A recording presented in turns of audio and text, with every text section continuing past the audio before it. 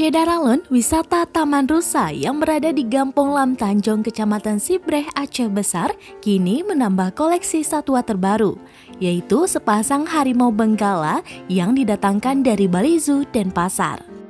Harimau tersebut tiba di Taman Rusa sejak Sabtu 23 April 2022.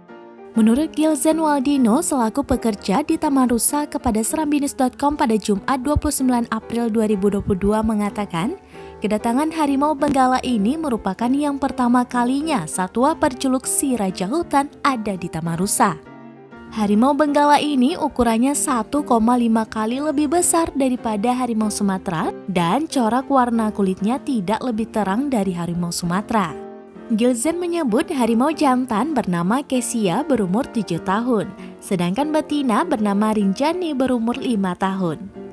Satwa ini ditempatkan di kandang terbaru yang menggunakan kaca tebal di depannya, seperti kebun binatang Siantar, Ragunan, dan Taman Safari. Yuk Syedaralun, tunggu apa lagi? Bagi Anda yang ingin mengisi waktu libur lebaran, dapat langsung datang ke Taman Rusa untuk melihat harimau benggala dan koleksi satwa yang unik seperti sapi Afrika, burung merak, hingga beragam lainnya.